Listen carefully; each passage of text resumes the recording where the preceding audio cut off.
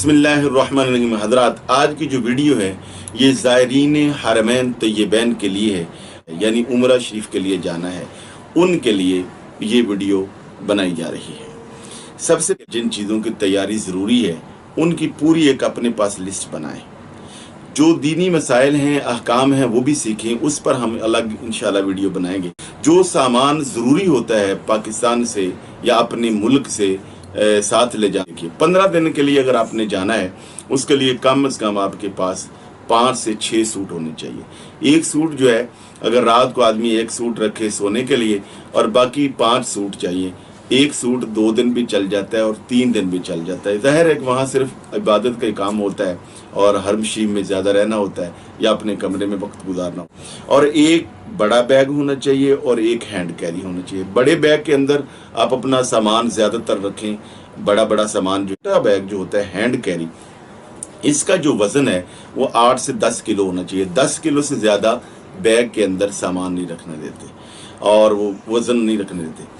और इसके अंदर 2 चीज़ें नहीं होनी चाहिए। एक तो लिक्विड सामान नहीं होना चाहिए, यानी सिरप है या पानी वगैरह नहीं होना चाहिए, और ना ही कोई ऐसी लोहे की कोई चीज़ होनी चाहिए, यानी ब्लेड है, कैंची है, कोई और इस तरह की चीज़ जो हथियार के तौर पर इस्तेमाल हो सकती, वो भी नहीं रखनी चाहिए। ये चीज़ें सामान जितना है, हत्ता कि मेडिसिन भी इसके अंदर ना रखें। ये जो सामान है ये आप अपने बड़े बैग के अंदर अगर आप रख कर बुक करवा देंगे तो फिर इससे कोई मना नहीं करेगा।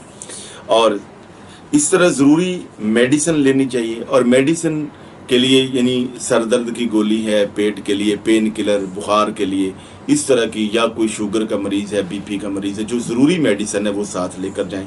और उसके लिए भी ज़रूरी ये है कि आप डॉक्टर से नुस्खा लिखवा कर डॉक्टर के लेटर पैड को साथ लेके जाएं। और बल्कि हो सके तो छोटा सा सर्टिफिकेट बना लें डॉक्टर का कि जिसके ऊपर लिखा हुआ हो कि मरीज़ के लिए ये इस मेडिसिन का यूज़ करना ज़रूरी है।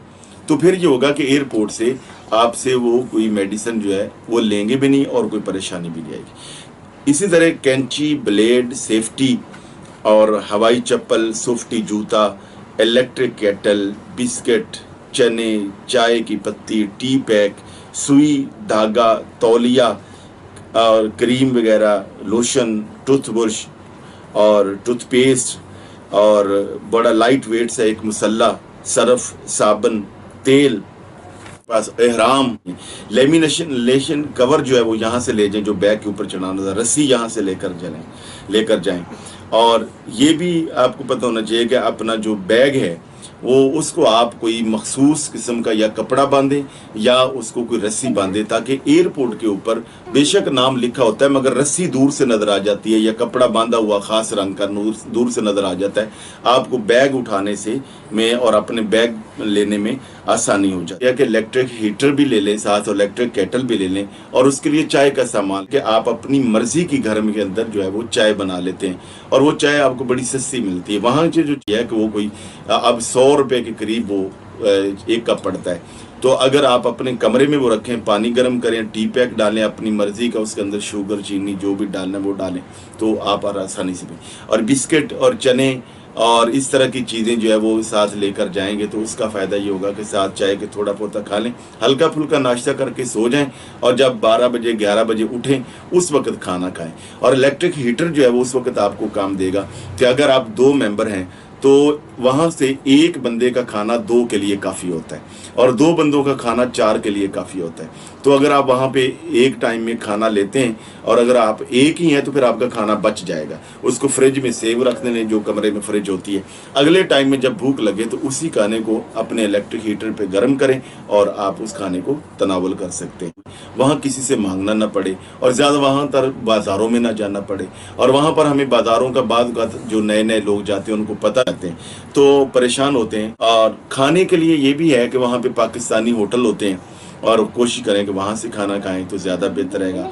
अलबैक जो है वो भी पाकिस्तानी मिजाज के मुताबिक बहुत अच्छी चीज़ है, वहाँ से आप खाना खाएं। इनका एहराम जो है वो आपने एयरपोर्ट से बांधना है। जहाज़ के अंदर भी बांधा जा सकता है। जब मीकात जो कि हम पाकिस्तान से जाते हैं तो जद्दा जाते हो, हमारा मीकात रास्ते में आता है, वहाँ ऐलान होता है कि एहराम बांध लें, मगर जहाज़ का टॉयलेट बड़ा छोटा होता है, वहाँ पे एहराम बांधना मुश्किल होता है। इसलिए यहीं पर अपने मुल्क से ही जिस भी एयरपोर्ट से आप फ्लाई कर रहे हैं वहीं पर ही अपना कपड़े तब्दील कर लें और इहराम बांध लें। दूसरा एक बात बड़ी अहम ज़रूरी मैं करूँगा, वो मर्द व ख़वातीन दोनों के लिए, वहाँ पर चूँकि बहुत चलना पड़ता है। माशाल्लाह हरम शरीफ खुद बहुत वसी जगह है, वहाँ ऑक्सीजन की कमी होती है, फिर मक्का पाक के अंदर ऊपर नीचे जगह होती है, तो वहाँ पे चलने में दुश्वारी होती।